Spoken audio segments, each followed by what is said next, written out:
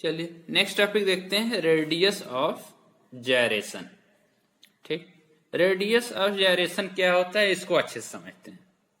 पहले तो आपने मोमेंट ऑफ इनर्शिया समझ लिया कि moment of inertia of a body, समझिए इस चीज को कि moment of inertia of a body is equal to the sum of the product of the masses and the distance from the square of the distance from the axis of rotation।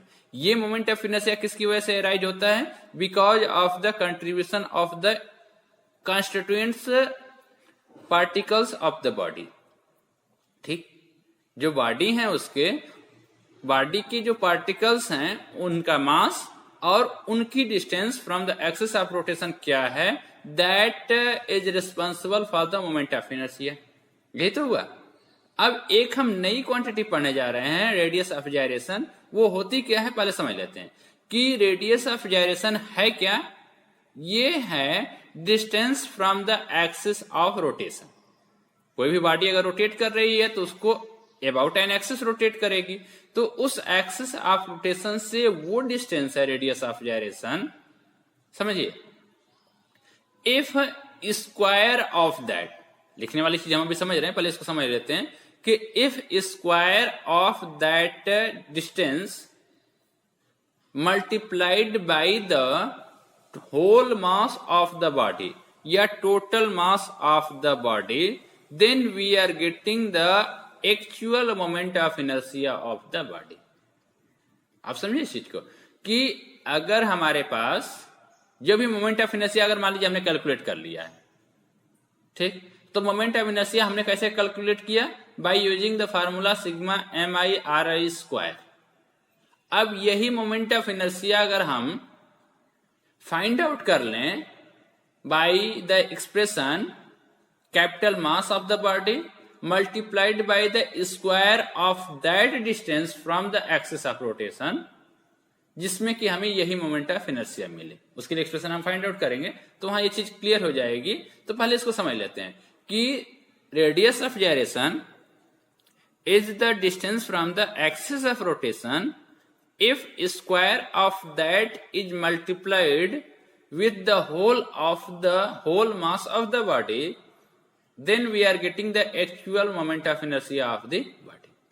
चलिए इसको लिखेंगे कैसे, वो चीज हम समझ लेते हैं कि the radius of gyration of a body about its axis of rotation may be defined as, इसकी डिफिनेशन क्या होगी ये चीज आपको लिखना पड़ेगा, डिफाइंड एज द डिस्टेंस, कहां से, from the axis of rotation at which if the whole mass of the body, clear हुआ, we concentrate its moment of inertia about the given axis would be same as with the actual distribution of masses।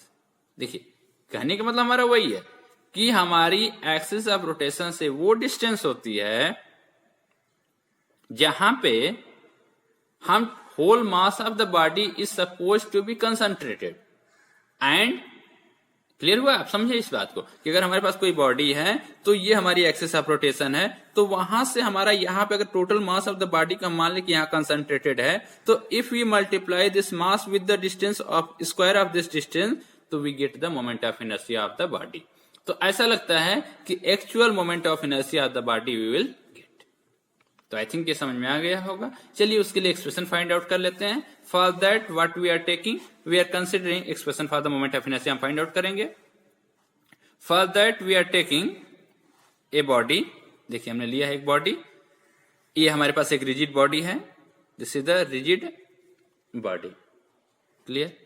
अब इसमें constituents particle हमने मान लिया m1, m2, m3, m4, mn हमने मान लिया है।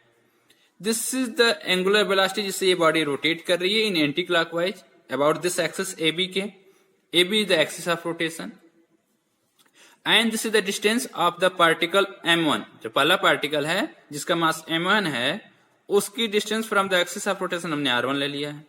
दूसरा पार्टिकल जिसकी distance from the axis of rotation r2 लिया है। Similarly for the third particle distance from the axis of rotation r3। अब हमारे पास जनरलाइज हमने कर लिया कि mn पार्टिकल है जिसकी distance from the axis of rotation हमने ले लिया है mn। ये चीज हो गया।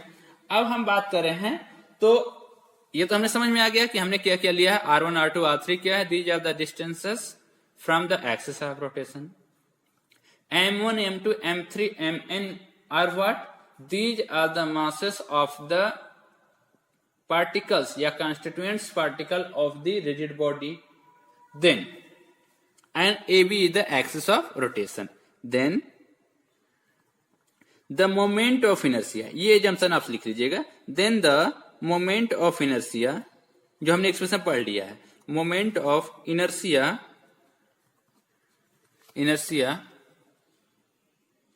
of the body about an axis of rotation, axis of rotation क्या है, AB, I is equal to, क्या हमारे पास हो जाएगा एक्सप्रेशन, m1 r1 स्क्वायर, ये तो हमने पढ़ा एक्सप्रेशन, m2 r2 स्क्वायर, चलिए दो मास लेके चलते हैं डैश करके, mn rn square. Don't confuse, R और ये दोनों आर ही मैंने बनाया है।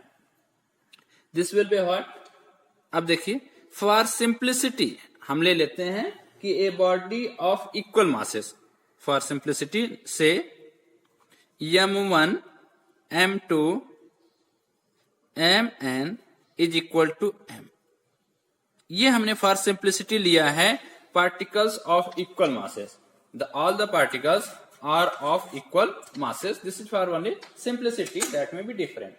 तो ये हो गया हमारे पास। Then what we can write down, इसको हम लिख सकते हैं small m r1 square plus m into r2 square plus m into rn square. Clear? Now we can take common, m अगर हम कॉमन ले लें तो what we are getting, we will get r1 square plus r2 square plus dash rn square. एक चीज हम ये करें कि if we multiply and divide by number of particles with this expression, तो there will be no change. हमने क्या किया, इसको मल्टीप्लाई किया n into small m divided by n, there will be no change, r1 square plus r2 square plus plus rn square. ये क्या है, moment of inertia of the body. चलिए then what we can write down, ये देखिए n into small m, number of particles multiplied by masses of each particles, तो ये क्या हो जाएगा, this will give the total mass of the body. ये हमारे पास कैपिटल M बराबर क्या है, n into small m, this is what, total mass of the body. ये हमने लिख लिया। ये हो जाएगा हमारे पास r1 square plus r2 square dash rn square divided by n, ये हमारे पास है moment of inertia I is equal to. Clear? अब ये हमारे पास इक्वेशन, इसको हम मान लेते हैं 1। Clear? Moment of inertia of the body, ये हमारे पास हो गया इक्वेशन 1। अब ये चीज हम लेते हैं, रेडियस ऑफ जायरेशन का एक्सप्रेशन हम लिखते हैं k से। If k is the radius of gyration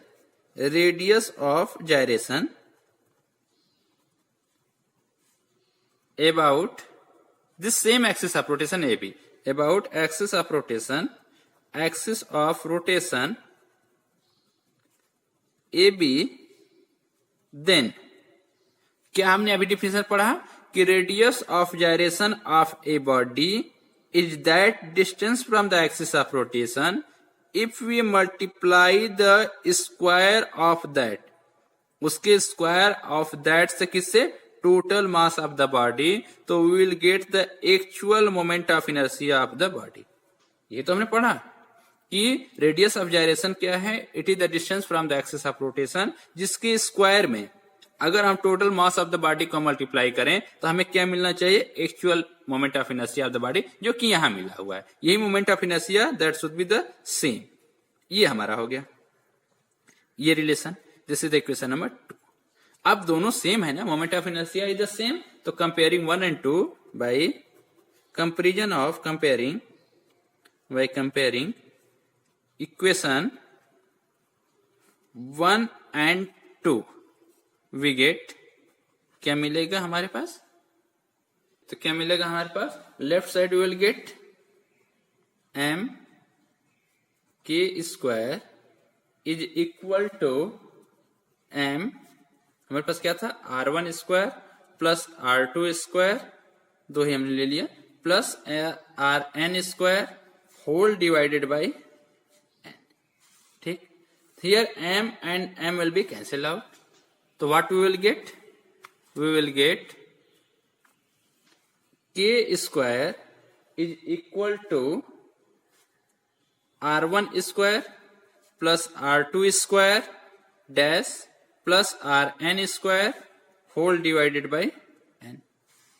तो हमारे पास क्या हो जाएगा? k इज इक्वल टू, तो कंफ्यूज हमारा k दोनों सेम है, स्मॉल k मैंने बनाया है, तो ये हो जाएगा under root of r1 square plus r2 square plus rn square divided by, means ये क्या है? इसी को हम बोलते हैं, आप केमिस्ट्री में पढ़ा होगा, आप आगे हम पढ़ेंगे भी, इसको बोलते हैं रूट मीन स्क्वायर डिस्टेंस। ये वर्ड क्या बोला जाता है? This is equal to root mean square distance. This word, ये क्या किया आपने? सबसे पहले स्क्वायर किया है distances of each particle from the axis of rotation, ये तो किया है। r1 क्या है? Square of the distance of mass m1 या first particle from the axis of rotation ab। r2 is the distance of particle 2 from the axis of rotation, उसका square किया, फिर आपने उसको ऐड किया, तो ये क्या है? Sum of the square of the distances from the axis of rotation, उसको आपने नंबर ऑफ पार्टिकल से डिवाइड कर दिया, तो आपको क्या मिलेगा? Average distance, mean square distance मिल गया। यही तो होगा। मीन स्क्वायर डिस्टेंस कैसे निकालेंगे? सबके डिस्टेंस को हम जोड़ स्क्वायर का, सबके डिस्टेंस का स्क्वायर हम ऐड कर लें और उसको नंबर ऑफ पार्टिकल से हमने डिवाइड कर दिया, तो वो हमें क्या मिलेगा? Mean square distance. क्लियर? अब उस मीन स्क्वायर डिस्टेंस का अगर हम स्क्वायर रूट ले लें तो हमें क्या मिलेगा? Root mean square distance. तो वही चीज हमने लिखा है कि k इज इक्वल टू क्या हो जाएगा?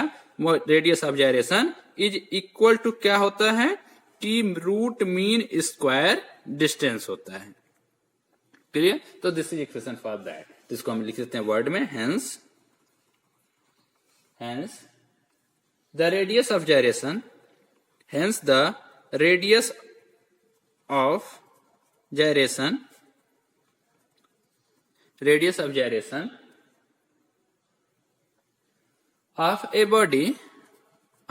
body about an axis of rotation, about, दूसरी definition, about an axis of rotation may be defined as, एक तो हमारी definition ये थी कि this is the distance from the axis of rotation whose square multiplied with the whole mass of the body we are getting the moment of inertia। दूसरी distance कि radius of gyration of a body about an axis of rotation may be defined as, may be also defined as the root mean square, root mean square. ये मैंने आपको समझा दिया कि root mean square का क्या मतलब है। रूट मीन स्क्वायर डिस्टेंस कहां से कहां तक? Of its particle, of its मतलब बॉडी के पार्टिकल का, ऑफ इट्स पार्टिकल कहां से? From the axis of rotation, from the axis of rotation, rotation. ठीक है, तो ये हो गया आपका from the axis of rotation. तो ये चीज हो गया, this is whole about the radius of gyration. इसके बाद हमारे टॉपिक हैं theorem of parallel and perpendicular axes. This time it is deleted from your syllabus, तो ये चीजें हम नहीं पढ़ेंगे।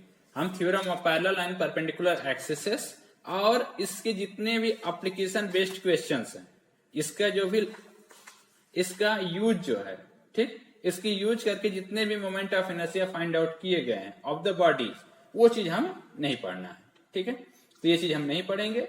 कुछ बॉडी के मोमेंट ऑफ इनर्शिया को अगर हम चाहें तो याद कर सकते हैं, बट उसकी हमें जरूरत नहीं है, तो ये टॉपिक हम लीव कर रहे हैं। नेक्स्ट टॉपिक हम जो पढ़ेंगे इसको हम छोड़ रहे हैं।